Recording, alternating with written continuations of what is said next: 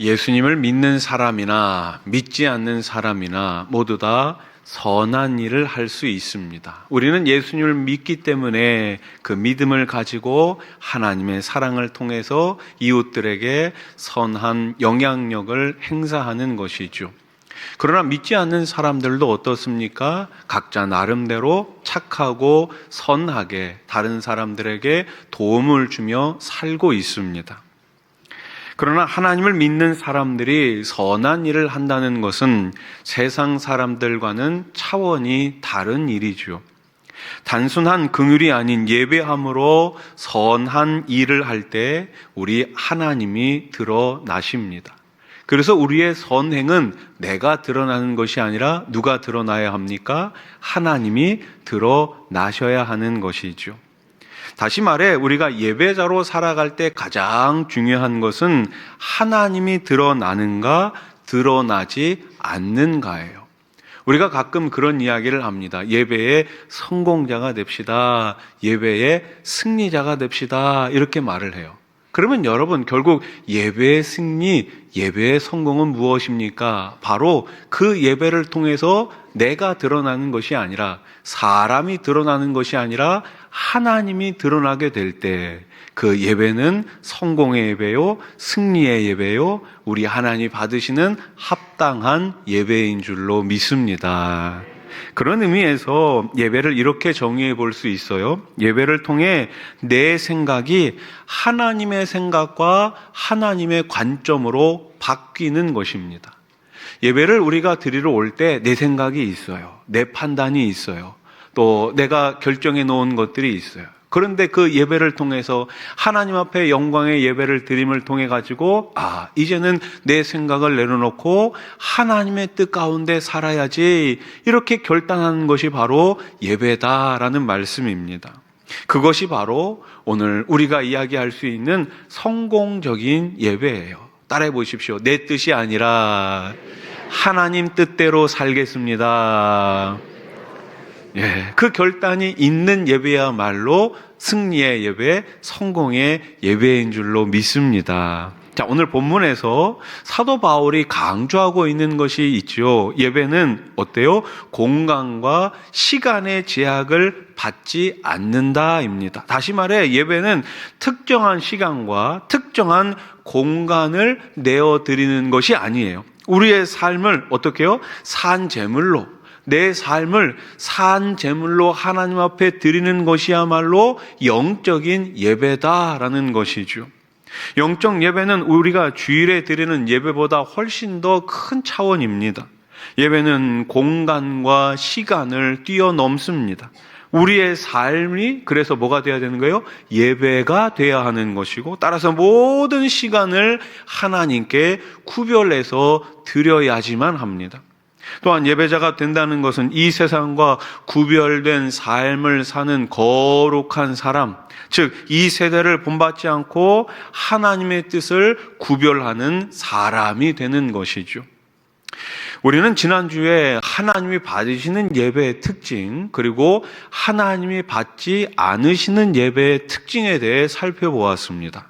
이제 이러한 이해를 바탕으로 어떻게 하나님이 기뻐하시는 예배를 실천할 수 있을지에 대해 생각해 보겠습니다. 어떻게 실제적으로 이 예배를 드려야 하는가에 대해서 한번 생각해 봅시다.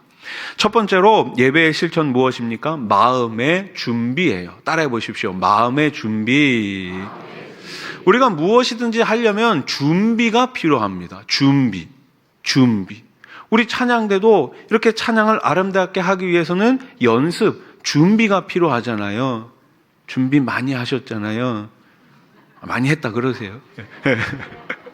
준비가 필요해요. 가끔 이제 우리가 운동 경기를 볼 것 같으면은 선수들이 갑자기 경기에 나와서 시합을 하는 게 아닙니다. 아침 일찍 나와가지고 워밍업을 합니다. 준비 운동을 합니다. 그래야 하지만 실제 경기에서 제대로 실력을 발휘할 수가 있는 거예요. 제가 예전에 농구 경기를 한번 이렇게 보고 있는데, 농구 경기는 5명이 하고 있거든요. 근데 농구는 인원을 자주 교체를 합니다. 그런데 이 실제 경기를 뛰지 않고 있는 이 벤치에 앉아 있는 선수들이 있는데 이 선수들이 또 가만히 앉아 있는 게 아니라 저 구석에 자전거 같은 게 있더라고요. 거기 자전거를 계속 자전거를 타고 있어요. 손에는 계속 농구공을 들고 있더라고요. 뭐 하고 있는 거예요? 준비하고 있는 거예요. 언제 코트에 나가서 경기를 뛸지 모르기 때문에 준비를 하고 있는 거예요. 마찬가지로 예배도 뭐가 필요하다? 준비가 필요하다라는 것입니다. 그런데 특별히 어떤 준비요? 마음의 준비가 필요한 거예요. 마음의 준비는 크게 세 가지로 생각해 볼 수 있어요. 먼저 자기 자신을 점검해 보는 것이죠. 예배 전에 자신의 마음 상태를 점검하는 거예요. 하나님 앞에 나아갈 준비를 하는 거죠. 회개할 것이 있다면 회개하고 용서를 구할 것이 있다면 용서를 구하는 것. 그러면서 예배를 받으시기에 합당하신 하나님께 마음의 준비를 갖추는 것이죠. 기도도 해야 됩니다. 예배 전 기도를 통해 하나님의 임재를 구하고 마음을 열어 말씀을 받을 준비를 기도를 통해서 하는 것이죠. 그래서 우리가 예배당에 오면 이 스크린에 뭐라고 적혀 있어요? 지금은 기도로 예배를 준비하는 시간입니다. 기도로 준비해야 되는 것이죠. 또 어떻게 해야 됩니까? 묵상을 해야 됩니다. 성경 말씀을 미리 읽고 여기 스크린에 오늘 본문이 이렇게 나와 있잖아요. 그러면 딱 오시면은 기도하시고 성경 보시면서 주보 보시면서 성경을 한번 찾아보시고 말씀을 읽으시면서 오늘 하나님께서 나에게 이러한 말씀을 주시겠구나 기대하면서 준비한다면 그 준비된 마음을 통해서 하나님께서 더 큰 은혜와 복을 내려주실 줄로 믿습니다. 두 번째 실천은 뭐예요? 적극적인 참여예요. 참여. 자, 우리는 예배를 보러 온 사람들이 아닙니다. 구경꾼이 아니에요. 보러 온 사람, 구경꾼은 참여하지 않아도 돼요. 그냥 보면서 평가하면 돼요. 그런데 우리는 예배를 드리러 온 사람들 아닙니까? 예배를 드린다라는 것은 이 예배에 내가 적극적으로 참여한다라는 의미입니다. 어떻게 참여할까요? 찬양으로 참여해야 되죠. 입술만이 아니라 마음을 다해 하나님을 찬양해야 합니다. 찬양의 가사를 깊이 생각하면서 그 의미를 되새겨야 되겠죠. 찬양대 찬양하면서 아이고 잘하네 그렇게만 보는 것이 아니라 찬양대가 함께 부르는 그 찬양의 가사를 함께 들으면서 함께 하나님을 마음 다해 높이는 것, 이것이 바로 적극적인 예배의 참여죠. 또 어떻게 해야 됩니까? 기도.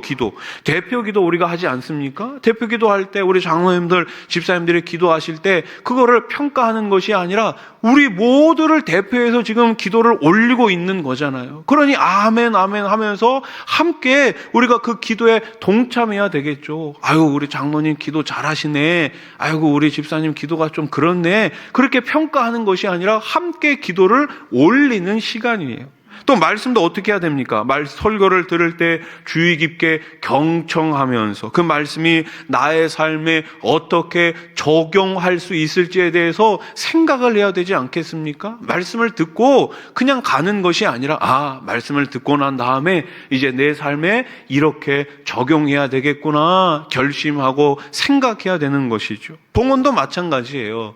물질의 드림을 통해 하나님께 감사와 신뢰를 표현하는 것이죠. 그래서 봉헌은 단순한 의무가 아니라 뭐예요? 따라해 보십시오. 감사의 표현. 감사의 표현인 것 아니겠습니까? 물질의 주인이 하나님이심을 고백하며 나에게 이러한 물질을 주신 하나님께 감사의 표현으로 적극적으로 예배에 참여하는 것이죠. 세 번째 예배의 실천이 무엇입니까? 말씀의 적용이에요. 적용. 예배에서 들은 말씀을 일상생활에 적용하는 것은 매우 중요합니다. 매우 중요해요. 이는 예배가 단순히 주일에 한정된 행사가 아니라 삶 전체로 이어지는 것을 보여주지요. 그냥 이 안에서만 은혜 받고 가는 것이 아니라 은혜를 받았으면 어떻게 해야 됩니까? 내 삶의 현장에서 그 은혜를 나누면서 오늘 나에게 주신 그 말씀을 내 삶의 가정에서 일터에서 직장에서 적용하면서 살아갈 때 우리 하나님께서 받으시는 예배가 될 줄로 믿습니다. 네 번째 예배의 실천이 뭐예요? 일상에서의 예배예요. 진정한 예배는 주일 예배 시간에만 국한되는 것이 아니죠. 일상생활 전체로 확장되는 거예요.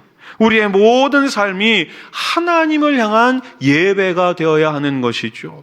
그러기 위해서는 세 가지 삶이 필요합니다. 첫 번째는 감사의 삶이에요. 일상의 모든 순간에서 하나님의 은혜를 발견하고 감사하는 것. 오늘 하루 나에게 주신 그 은혜, 오늘 하루 나와 동행하신 그 하나님의 은혜에 감사하며 살아갈 때 우리의 일상이 예배가 될 수 있습니다. 두 번째 뭐예요? 섬김의 삶이에요. 이웃을 섬기는 것이 곧 하나님을 섬기는 것임을 기억하고 우리 주변의 어려운 이웃들에게 우리가 나누며 그들을 섬기는 것, 이것이 바로 예배가 되는 것이죠. 마지막 세 번째 뭐예요? 거룩한 삶이죠. 우리의 모든 행동과 결정이 하나님을 영화롭게 하는지에 대해서 늘 생각해야 되는 거예요. 내가 하는 말이, 내가 하는 행동이 사람을 실족시키는 것은 혹시 아닌가? 그리고 내가 하는 행동과 내가 하는 말을 통해 하나님이 영광 받으셔야지. 이것이 바로 우리의 일상에서의 예배가 되는 줄로 믿습니다. 자, 그러면 이제부터는 예배의 열매에 대해서 한번 생각해 보겠습니다. 봄이 되면 농부가 씨앗을 뿌리죠. 씨앗을 뿌리면서 기대하는 게 뭐예요? 열매 아닙니까? 열매잖아요. 씨앗 뿌리면서 열매가 안 열릴 거야 이렇게 생각하는 사람은 없잖아요. 씨앗을 뿌리고 열심히 더운 날에도 땀을 흘려가면서 일하는 이유가 뭐예요? 열매를 기대하기 때문에, 추수를 기대하기 때문에 그렇게 땀 흘려가면서 일하는 것 아니겠습니까? 우리가 하나님 앞에 이렇게 온전한 예배를 드릴 때 하나님께서 우리에게 주시는 열매들이 있습니다. 열매들이 있어요. 그 첫 번째 열매가 뭡니까? 하나님과의 친밀함이 증가되는 거예요. 진정한 예배는 하나님과의 관계를 더욱 깊고 친밀하게 만들어줍니다. 우리 야고보서 4장 8절 말씀을 한번 같이 읽어보겠습니다. 시작. 하나님을 가까이 하라. 그리하면 너희를 가까이 하시리라. 아멘. 하나님을 어떻게 하라고요? 가까이 하라고요. 예배에 대해서 몇 번 설명드렸지만 예배는 하나님과의 뭐다? 만남이다 라고 설명드렸어요.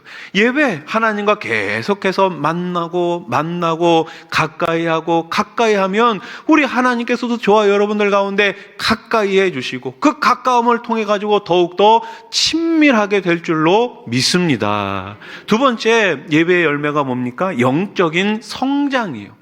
예배를 통해 우리는 계속해서 성장할 수 있습니다. 베드로후서 3장 18절 말씀을 보세요.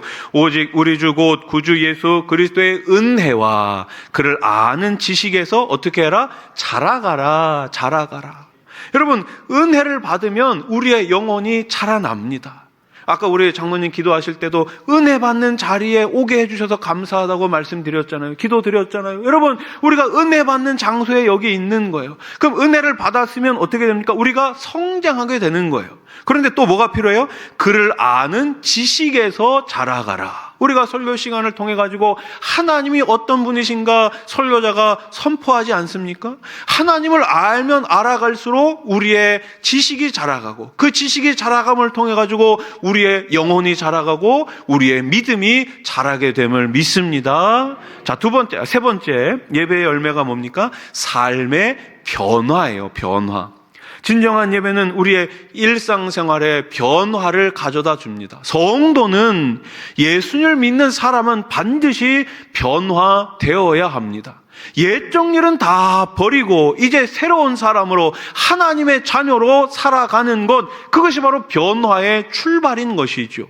구원의 단계, 구원의 서정이 있어요. 그 가운데 뭐가 있냐면은 영화가 있습니다. 성화. 우리가 계속해서 성화의 과정 가운데 있는 거예요. 오늘보다 내일보다 그 다음날 계속해서 우리는 예수 그리스도를 닮아가는 그 영화의 과정 가운데 있는 것이죠. 자, 로마서 12장 2절 말씀 우리 한번 같이 읽어봅시다. 시작. 너희는 이 세대를 본받지 말고 오직 마음을 새롭게 함으로 변화를 받아. 아멘. 변화되려면 어떻게 해야 됩니까? 이 세상을 본받지 말고 오직 우리 주 예수 그리스도 안에 있을 때 예배를 통해 가지고 우리의 마음이 계속해서 바뀌게 되는 것입니다. 자, 마지막 예배의 열매 네 번째 뭡니까? 같이 읽어봅시다. 시작. 평안과 기쁨. 아멘. 이게 중요해요. 이것이 중요해요. 평안과 기쁨이 중요해요. 하나님이 받으시는 예배를 드릴 때 우리는 세상이 줄 수 없는 평안과 기쁨을 받게 됩니다. 자, 시편 29편 10절 11절 말씀을 보세요. 제가 읽겠습니다. 여호와께서 홍수 때에 좌정하셨으며 여호와께서 영원하도록 왕으로 좌정하시도다. 여호와께서 자기 백성에게 힘을 주시며 여호와께서 자기 백성에게 평강의 복을 주시리로다. 아멘, 아멘. 여러분, 그런 경험 있지 않으십니까? 예배당에 오기 전에는 마음이 참 우울했어요. 마음이 참 착잡했어요. 예, 힘들었어요. 그런데 이 예배를 통해 가지고 하늘의 기쁨과 평안을 여러분 경험해 보신 적이 없으십니까? 왜 그렇습니까? 하나님께서 이 예배 가운데 임재해 주시고 각자의 마음 가운데 평안과 기쁨을 주시는 거예요. 오늘 시편 기자가 뭐라고 고백합니까? 여호와께서 하나님이 하신다는 거예요. 하나님이 어떻게 하신다는 것입니까? 홍수 때에 좌정하신다. 여러분, 홍수 나면 어때요? 다 떠내려가잖아요. 제가 어렸을 때 뉴스 보면은 우리나라에 물난리가 굉장히 많이 났어요. 예, 태풍 오고 막 비 많이 오면은 막 다 떠내려갑니다. 예, 돼지도 떠내려가고, 예, 소들도 어떨 때 보면 막 지붕 위에 올라가 있고, 막 그런 거 막 보신 적 있으시잖아요. 다 떠내려가는, 집도 떠내려가요. 그런데 지금 하나님 말씀이 뭐예요? 홍수 때에 좌정하신다. 무슨 말씀입니까? 그 어려운 상황 가운데서도 하나님께서 지켜주시고 보호해 주신다는 것입니다. 아멘. 또 여호와께서 어떻게 하신다고요? 왕으로 좌정하신다고요. 여러분, 왕이 뭐예요? 왕이죠, 뭐. 예. 왕이 하는 일이 뭐예요? 왕이 하는 가장 중요한 일이 뭐예요? 백성들의 삶을 안전하게 잘 지키는 것 아니겠습니까? 적군이 쳐들어올 때 왕이 잘 지켜주는 그런 역할을 하는 게 왕이잖아요. 그런데 하나님께서 어떻게 하시겠다고요? 우리 삶 가운데 왕으로 좌정하신다고요. 우리의 삶을 통치해 주시고, 우리 삶을 다스려 주시고, 우리의 어려움을 아시는 그 하나님께서 우리 인생의 왕이 되어 주심을 꼭 믿으시기 바랍니다. 그 하나님께서 어떻게 하세요? 자기 백성에게 힘을 주시고 여호와께서 자기 백성에게 평강의 복을 주십니다. 예배의 열매를 통해 가지고 우리 하나님께서 주시는 평안과 기쁨 가운데 살아가시기를 우리 주님의 이름으로 간절히 축원합니다.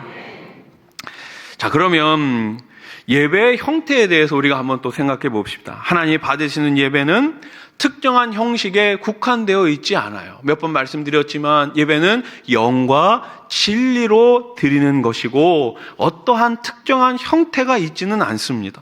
성경은 다양한 예배의 형태를 우리들에게 보여주고 있어요. 각각의 형태는 하나님과 관계를 깊게 하는 데 도움이 되죠. 첫 번째 예배의 형태는 뭡니까? 바로 우리가 함께 드리고 있는 공동체적 예배예요. 따라해 보십시오. 공동체적 예배예요.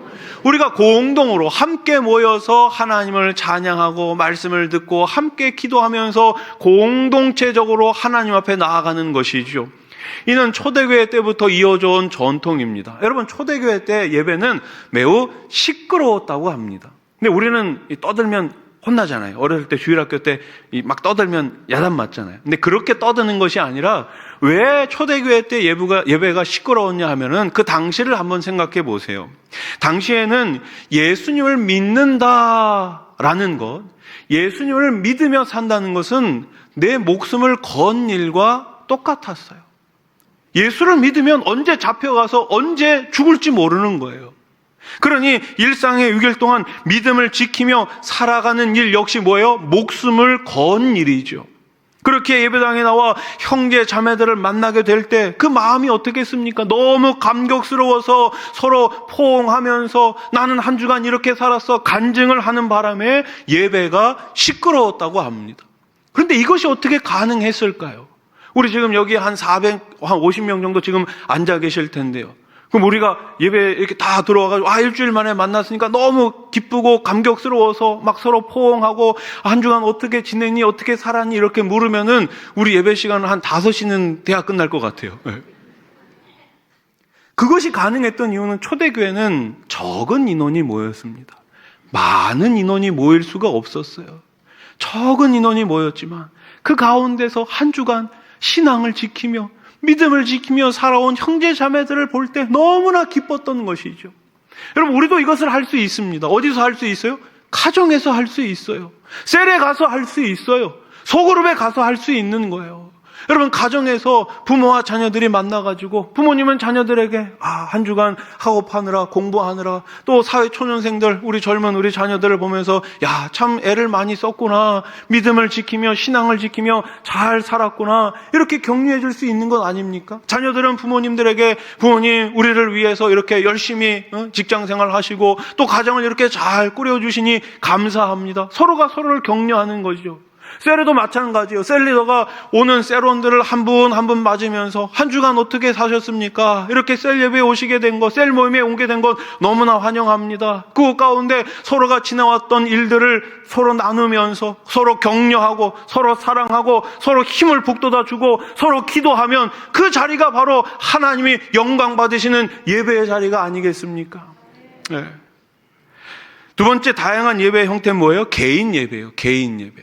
공동체적 예배뿐만 아니라 개인 예배도 참 중요하죠. 마태복음 6장 6절 말씀을 보세요. 너는 기도할 때 내 골방에 들어가 문을 닫고 은밀한 중에 계신 내 아버지께 기도하라. 은밀한 중에 보시는 내 아버지께서 갚으시리라. 아멘. 골방에 들어가라. 문을 닫아라. 하나님과 나하고의 1대1의 시간이죠. 제가 예전에 청년부를 담당할 때 한 청년에게 전화를 했어요. 근데 벌써 그 출근을 했더라고요. 굉장히 이른 시간이었는데. 그래서 왜 이렇게 일찍 출근하냐고 물어보니까 1시간 일찍 출근해가지고 제 자리에서 목사님 큐티 합니다. 이러더라고요. 그래서 야, 대단하다. 네, 대단하다. 그러니까 1시간 일찍 출근해가지고 큐티로 하루를 시작하는 거예요. 제가 또 어떤 청년에게 전화를 하니까 그 청년이 전화를 안 받는 거예요. 그래서 나중에 전화가 왔어요. 목사님, 제가 전화를 못 받았어요. 왜 전화하셨어요? 물으니까. 그래서 그래, 왜 뭐 하고 있었니? 라고 물어보니까 기도하고 있었대요. 깜짝 놀랐어요. 외모를 볼 때는 기도할 사람이 아니거든요. 그래서 사람은 외모로 평가하면 안 됩니다. 집에 있는데 항상 하루에 시간을 정해놓고 자기 방에서 기도한다는 거예요. 야. 여러분, 우리가 시간을 정해놓고 하나님과 나하고 1대1의 시간을 기도로 또 큐티로 말씀으로 우리가 갖는다면 이 예배 우리 하나님이 기뻐 받으시는 예배가 아니겠습니까? 세 번째 다양한 형태의 예배 뭐가 있습니까? 가정 예배가 있죠. 가정 예배. 가정 예배는 가족 구성원들이 함께 모여 드리는 예배입니다. 신앙의 대물림과 가정의 영적인 건강을 위해 참 중요한 예배죠. 여호수아 24장 말씀을 보세요. 여호수아가 마지막에 이스라엘 백성들을 다 모아놓고 뭐라고 이야기합니까? 제일 마지막에 오직 나와 내 집은 여호와를 뭐하겠노라? 섬기겠노라. 이렇게 여러분 잘 보십시오. 나는 여호와를 섬기겠다 이렇게 말할 수도 있었어요, 여호수아가. 그런데 뭐라고 이야기하고 있어요? 나와 내 집은 여호와를 섬기겠다 이렇게 지금 이야기하고 있잖아요. 여러분, 자녀들을 어디서 우리가 키울 수 있겠습니까? 가정에서 말씀대로 키워야 하지 않겠습니까? 참 말씀대로 키워야 하지 않겠습니까? 여러분, 자녀가 잘 되기를 가장 원하는 사람이 누굴까요? 부모님 아닙니까? 옆집 자녀 잘 되면 좋으세요? 물론 뭐 좋아할 수도 있겠죠. 그러나 진짜 좋으세요? 솔직히 한번 말씀해 보세요. 내 자녀가 잘 되기를 원하지 남의 집 자녀 잘 되는 건 그냥 잘 됐네 그냥 그 정도지. 그럼 우리 자녀들을 위해서 누가 기도할 수 있습니까? 우리의 다음 세대들을 위해 누가 기도할 수 있습니까? 부모님들이 기도해 주지 않으시면 누가 기도해 주냔 말이에요, 여러분. 요즘에 우리 조부모님들이 우리 손주들 많이 보시잖아요. 제가 얼마 전에 이제 할아버지 된 우리 성도님께 제가 여쭤봤어요. 좀 어떠세요? 그러니까 기분이 참 묘하네요. 이러면서 자기 자녀 키울 때는 먹고 살기 바쁘더라고 이렇게 막 돌보기도 참 쉽지 않았는데 뭐 지금도 그렇게 썩 넉넉한 건 아니지만 이 손주들 볼 때마다 다 해주고 싶다고 그런 말씀을 하시더라고요. 그래서 손주들이 누구 좋아해요? 할아버지 할머니 좋아하잖아요. 부모님들은 이거 하면 안 돼, 저거 하면 안 돼 이렇게 하는데 할아버지 할머니는 다 해주잖아요. 여러분, 어렸을 때부터 우리 할머니 할아버지들이 우리 손주들을 잘 믿음으로 양육하면 돼요. 예. 맛있는 거 깎아 하나 사주면서 야 저기 우리 오늘은 주기도문 한번 암송해 보자. 오늘은 말씀 한번 읽어보자. 그리고 우리 부모, 우리 할머니, 할아버지 기도 많이 해주세요. 아이들 특별히 어때요? 많이 아프잖아요. 예. 우리 아이들은 병치레가 많잖아요. 그때 물론 약도 먹고 병원도 가야 되겠지만 어떻게 해야 돼요? 기도해 주세요. 하나님 아버지, 우리 아이 이 약 먹고 깨끗하게 건강하게 자라게 해주세요. 예. 기도해 주시란 말이에요. 그러면 그 아이의 입술에서 뭐가 나와요? 아, 우리 할머니가, 우리 할아버지가 기도해 주셔서 나 나았어 라는 말이 나올 수 있는 거예요. 네 번째, 그 예배의 다양한 형태의 섬김의 예배입니다. 따라해 보십시오. 섬김의 예배. 실제적인 봉사와 섬김을 통해 우리는 하나님을 예배해야 합니다. 예배는 단순히 교회 안에서의 행위에 그치지 않고 삶 전체로 확장되는 거예요. 교회 안에서도 섬기고 교회 바깥에서도 우리가 잘 섬겨야 하는 것이죠. 우리 장로님들은 부지런히 성도님들의 형편을 살피시고, 우리 권사님들은 부지런히 성도들의 아픔을 위해 기도해 주시고, 우리 집사님들은 부지런히 힘을 다해 우리 성도들을 사랑해 주시고 헌신해 주시고, 우리 모든 성도님들은 또 부지런히 이웃의 어려움을 위해 힘쓴다면 그때 우리의 예배가 섬김의 예배로 우리 하나님을 기쁘시게 해 드릴 줄로 믿습니다. 자, 그러면 이제 마지막으로 우리 예배와 일상생활을 한번 생각해 봅시다. 예배와 일상생활은 나눌 수 없어요. 나뉘어지지 않아요. 예배와 우리의 일상생활은 하나, 통합이 되어야 되는 것이죠. 그래서 첫 번째 중요한 건 뭐예요? 삶으로 드리는 예배예요. 우리의 모든 행동과 결정이 하나님을 향한 예배가 되어야 합니다.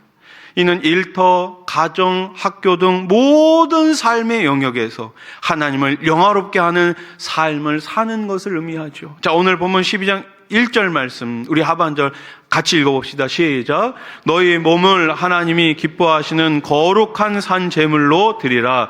이는 너희가 드릴 영적 예배니라. 아멘. 우리의 전 생애를 통해서, 우리의 전 삶을 통해서 나 자신을 하나님께 어떻게 해요? 산 제물로 드리는 거예요. 내가 있는 곳곳마다, 내가 거하는 모든 장소에서 나를 하나님 앞에 드리는 것이죠. 이것이 바로 영적인 예배가 됩니다.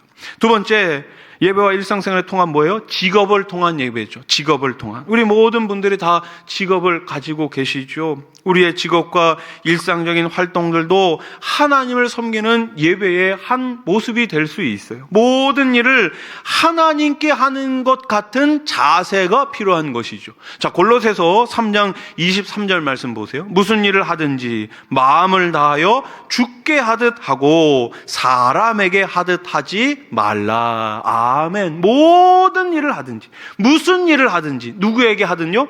하나님께, 주께 하듯 하라고요. 예전에 한 집사님 신방을 갔는데 그 집사님께서 그런 말씀을 하시더라고요. 자기 회사에 신우회가 있었대요. 신우회. 그러니까 믿는 사람들이 모여가지고 조직된 그 신우회가 있었는데, 이 신우회 분들이 꼭 점심시간보다 늦게 이 업무에 복귀하는 거예요. 뭐 예를 들어서 1시까지 점심시간이다. 그러면 1시까지 와야 되잖아요. 근데 꼭 늦게 오는 거예요. 늦게 나타나는 거예요. 자기네들끼리 예배 드리고 모임 갖는다고. 여러분, 이것이 가능한 거예요? 불가능한 거예요? 불가능한 거예요. 왜요? 그 회사는 그들이 그렇게 예배를 드리기 위해 조직된 장소가 아니잖아요. 그럼 어떻게 됩니까? 그 회사에서 열심히 죽게 하듯 일을 해야 되는 거예요. 그래야지만, 아, 믿는 사람들이 다르구나, 열심히 일하는구나, 그렇게 칭찬받는 것 아니겠습니까? 그렇게 믿는 사람들을 믿지 않는 사람들이 바라보면서, 아, 회사 일도 저렇게 열심히 하니 참 다르구나. 그러면 누가 영광 받는 거예요? 하나님이 영광 받으신 것 아닙니까? 한 집사님께서 이직을 하셨어요. 직장을 옮기셨어요. 근데 거기서 새로운 이제 직장 동료를 만났는데 그분이 참 어려운 가운데 계시더라고요. 그래서 그분을 이제 전도를 하셨는데 그 집사님께서 저에게 이런 말씀을 하시더라고요. 아, 그분을 만나게 하기 위해서, 그 사람을 만나게 하기 위해서, 그에게 전도하기 위해서 하나님께서 저를 이곳으로 옮기신 것 같습니다. 라는 말씀을 하시더라고요. 여러분, 우리가 가는 곳곳마다 하나님께서 만나게 해주시는 분이 있을 거예요. 우리가 일터마다, 우리의 직장마다 우리가 해야 될 일들이 있을 거예요. 그 일들을 통해 가지고, 그 사람들을 만남을 통해 가지고 하나님께 영광을 올려드리는 저와 여러분들이 되기를 소망합니다. 세 번째는 뭡니까? 관계를 통한 예배예요. 관계. 어찌 보면 우리의 인간관계도 예배의 연장선상에 있는 거예요. 연장선상. 다른 사람들을 사랑하고 섬기는 것이 곧 하나님을 예배하는 것이죠. 여러분 한번 생각해 보십시오. 마음이 불편해요. 근데 이 예배당에 왔어요. 그럼 이 예배가 어떻습니까? 편합니까? 불편합니까? 불편해요. 불편해요. 마음이 닫혀 있으면 말씀도 들어오지 않고 찬양도 나오지 않고 기도도 나오지 않아요. 그러니 뭐가 중요해요? 관계가 중요한 거예요. 요한일서 4장 20절 21절 말씀을 보세요. 누구든지 하나님을 사랑하노라 하고 그 형제를 미워하면 이는 거짓말하는 자니 보는 바 그 형제를 사랑하지 아니하는 자는 보지 못하는 바 하나님을 사랑할 수 없느니라. 우리가 이 계명을 주께 받았나니 하나님을 사랑하는 자는 또한 그 형제를 사랑할지니라. 아멘, 아멘. 사랑하는 성도 여러분, 하나님이 받으시는 예배는 단순한 의식이나 형식이 아니에요. 예배는 우리의 전인격과 삶 전체를 통해 하나님을 인정하고 높이며 그분의 뜻에 순종하는 삶의 방식이에요. 2014년에 그 파이디온 선교회라고 있습니다. 우리 주일학교 아이들을 위해서 만든 선교회가 있는데 이 파이디온 선교회에서 만든 찬양이 한 곡이 있어요. 바로 나는 예배자입니다 라는 찬양이에요. 2014년에 아이들을 위해서 만든 곡이에요. 그런데 지금은 많은 우리 장년분들도 이 찬양을 알고 계세요. 나는 하나님을 예배하는 예배자입니다. 여러분 이 찬양 많이들 아시잖아요. 아이들을 위해서 만든 곡인데 이 가사가 너무나 은혜로워요. 그 다음 가사가 뭡니까? 내가 서 있는 곳 어디서나 하나님을 예배합니다. 내가 서 있는 곳 어디서나 하나님을 예배합니다. 내 영혼 거룩한 은혜를 향하여 내 마음 완전한 하나님 향하여 이곳에서 바로 이 시간 하나님을 예배합니다. 아멘. 사랑하는 우리 수원하선교회 성도 여러분, 여러분들이 서 있는 그곳에서 하나님의 이름을 높이시기 바랍니다. 여러분이 계신 그곳에서 하나님과 함께 기쁨으로 매일매일 신앙생활에 나가시기 바랍니다. 여러분들이 계신 그 가정에서, 그 일터에서, 그 직장에서 하나님과 함께 예배하며 하나님 영광 가운데, 소망 가운데 살아가시기를 우리 주님의 이름으로 간절히 축원합니다.